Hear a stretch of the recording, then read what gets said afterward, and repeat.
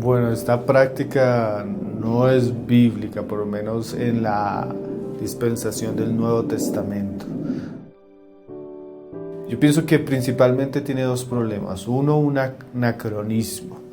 ¿Por qué? Porque ellos usan algunos pasajes del Antiguo Testamento para volver esto prácticas del Nuevo Testamento. Por ejemplo, en el Antiguo Testamento tenemos que los sumos sacerdotes, los sacerdotes y todos los muebles del tabernáculo eran ungidos con aceite. Pero el foco en aquella época era que estos hombres eran apartados y santificados, lo mismo que los muebles, ellos eran consagrados al Señor. Entonces el aceite era una manera visible como estos hombres tenían una señal de que habían sido apartados para Dios. Eso se hacía en el Antiguo Testamento, dice la Epístola a los Hebreos, como una figura y una sombra de realidades espirituales. Entonces en el Nuevo Testamento también tenemos un sumo sacerdote que es Cristo. También tenemos una compañía de sacerdotes que son todos los que han sido lavados por la sangre del Cordero. Y también tenemos utensilios que son figuras de aspectos de la vida de la iglesia. Lo que era una sombra, aquella antigua en el tabernáculo, donde se ungían estos hombres con un aceite, eso representaba la obra del Espíritu Santo en el nuevo pacto. Jesús, como el sumo sacerdote, es ungido en el bautismo, y de ahí en adelante todos los que creen en Él son sumergidos o bautizados en el Espíritu Santo para ser hechos nuevas criaturas. Eso era lo que representaba el Antiguo Testamento. El Antiguo Testamento era una sombra de una obra que venía a ser el Espíritu Santo en todos los que creyéramos. Entonces no es necesario ungir personas hoy con aceite, ni ungir muebles, ni casas, ni carros, ni negocios, porque eso era simplemente una sombra del Antiguo Testamento. Y por eso digo que es un anacronismo. Nosotros no podemos coger los pasajes del Antiguo Testamento donde ellos hacían esto y quererlos aplicar a nuestro tiempo, porque nosotros ya estamos en una nueva dispensación bajo un nuevo pacto. Y eso que ellos hacían tiene un cumplimiento ahora, pero bajo la realidad. Y la realidad es que todos los que creemos, como dice Pablo en su primera epístola a los Corintios y en su segunda epístola en el capítulo 6, que no sabemos acaso que los que hemos creído en el Señor somos templo del Espíritu Santo y que el Espíritu Santo mora en nosotros. Quiere decir que el aceite que cae ahora sobre nosotros no es un aceite físico, sino ahora es la misma persona del Espíritu Santo que ha venido a morar en nosotros.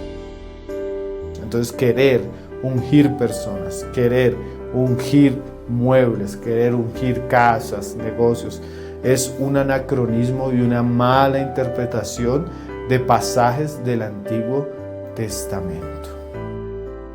También es muy común que este tipo de cristianos que han caído en estas prácticas han caído bajo el ambiente sincretista donde ellos se encuentran. Por ejemplo, si nosotros venimos de un contexto católico, que es un contexto pagano, que es un contexto supersticioso, que es un contexto fetichista, porque el catolicismo romano con el tiempo adquirió una serie de doctrinas donde ellos ponían la confianza en algunos aspectos o en algunos asuntos como si esto tuviera algo milagroso, por ejemplo el agua bendita, por ejemplo las reliquias, por ejemplo la cruz, por ejemplo las imágenes. Hay un ambiente supersticioso donde se cree que eso tiene algún poder milagroso sobre la vida de los creyentes.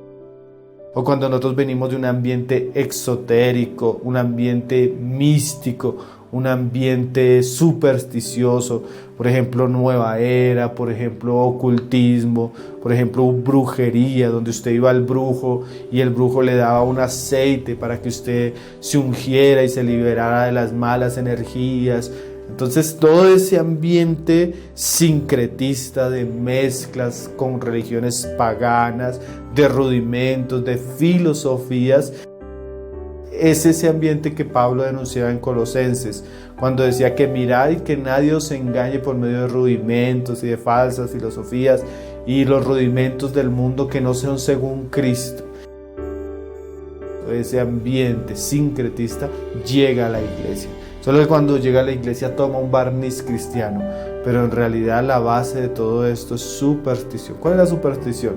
Pensar que hay algo milagroso en el aceite, de tal manera que si yo me lo echo, si yo rodeo mi casa con este aceite, o si yo unjo mi carro con ese aceite, yo voy a tener una protección divina. Entonces ahí yo estoy poniendo mi confianza en el aceite, en el poder milagroso que tiene el aceite y no en la protección divina que tiene nuestro Dios. Ahora la palabra dice ahí en Colosenses, después de decirnos que nosotros debemos tener cuidado de no dejarnos engañar con esas cosas, dice porque nosotros estamos completos en Cristo, en el cual habita corporalmente toda la plenitud de la deidad. Entonces mire lo que dice Pablo ahí: yo estoy completo en Cristo. Cristo como Dios, Dios todopoderoso, Dios omnipotente, omnipresente, Dios eterno e inmutable. Él brinda para el creyente todo lo que el creyente necesita. Si el creyente está en Cristo, está completo. Él no necesita fetiches, Él no necesita agüeros, Él no necesita confiar en una imagen, Él no necesita confiar en una reliquia, en una cruz, en un aceite, en una agua.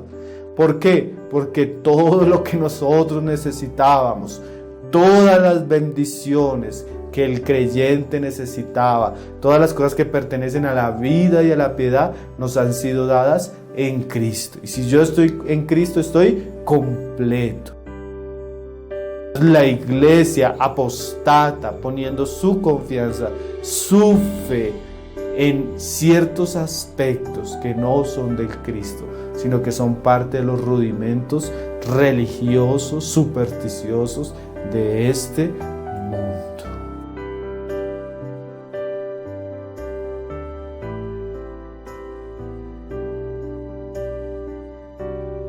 Bueno, esto entra ya en el plano de la simbología también. Y es bien importante antes de aclarar lo de Santiago, que ni en el Antiguo Testamento, ni en los casos donde se dice que Jesús ungía a algunos enfermos con aceite, ni en el caso de Santiago, en su epístola, se nos dice que los creyentes tuvieran confianza en algún aspecto milagroso en el aceite. O sea, ni siquiera en el Antiguo Testamento. Ellos rociaban al sacerdote, rociaban los muebles de la casa de Dios, rociaban al sumo sacerdote con el aceite, no pensando que el aceite iba a traer algo milagroso, sino simplemente era un acto de obediencia a Dios. Hay una gran discusión en relación a este pasaje, especialmente de Santiago. ¿Por qué? Porque algunos hermanos llegan a considerar que el uso del aceite en Santiago es un asunto terapéutico o medicinal, que no es una locura, porque en la época del Señor algunas enfermedades se trataban con aceite. Por ejemplo, cuando el Señor narra el caso del samaritano, que encuentra al hombre que ha sido golpeado y herido en el camino y él lo lleva para el mesón y lo cura, dice que lavó sus heridas con vino y con aceite. Entonces no sabemos cómo era exactamente la práctica, pero se puede pensar que ese aceite también era de uso medicinal. Existe esa discusión, ¿era un asunto medicinal o era un asunto simbólico? Nosotros creemos que por lo que dice Santiago, el aspecto realmente es simbólico. ¿Qué es esto de simbólico?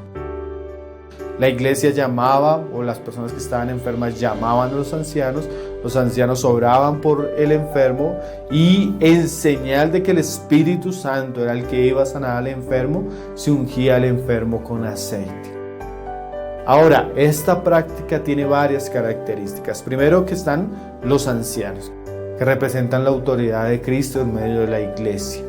Segundo, está la oración, ¿sí? Que representa el medio por el cual nos acercamos a Dios. Tercero, pues está el aceite, que representa simbólicamente la obra del Espíritu Santo. Cuarto, invocamos el nombre del Señor, dice el pasaje, en el nombre del Señor, o sea, el medio por el cual Dios nos acerca. Y quinto, dice que la oración de fe puede salvar al enfermo o sanar al enfermo. Entonces lo que sana al enfermo no es el aceite, sino la oración de fe.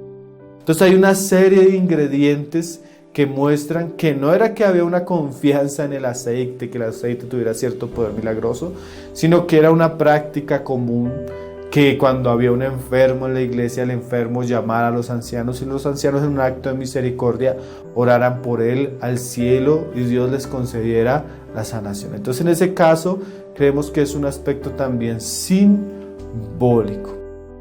Ahora, cuando uno estudia la historia de la iglesia, hay muchos siglos de la historia donde esta práctica no era muy conocida. Cuando el catolicismo comenzó a practicarla, ellos llegaron a deformar la doctrina y llegaron a hablar de la extrema unción, que no era una unción para sanar a la persona, sino era una unción preparándolo para la muerte, y que no era una sanidad física, sino era una sanidad del alma. Fue una doctrina totalmente corrupta. Calvino, como él creía que los dones espirituales habían cesado con los apóstoles, entonces no creía en la práctica de orar por los enfermos y que la oración llevara a causar el milagro de la sanidad. Pero algunos hermanos han cambiado su postura. Algunos puritanos comenzaron a practicar la oración con aceite por los enfermos, y en algunos ambientes es común. Los excesos que tiene el cristianismo. ¿Por qué decimos excesos?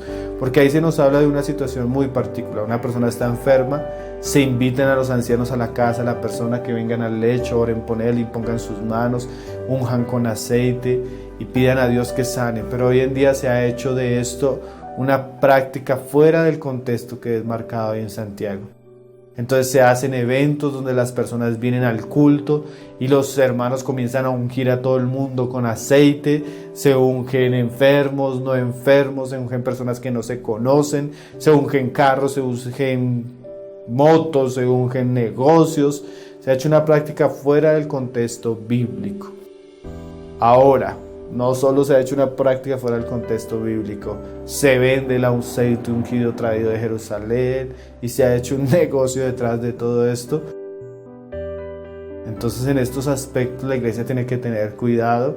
La iglesia no debe abusar de estos pasajes para caer a prácticas que más parecen supersticiosas que confiar en el Señor, que confiar en la oración, que confiar en el poder soberano de Dios y no poner su confianza en un aceite.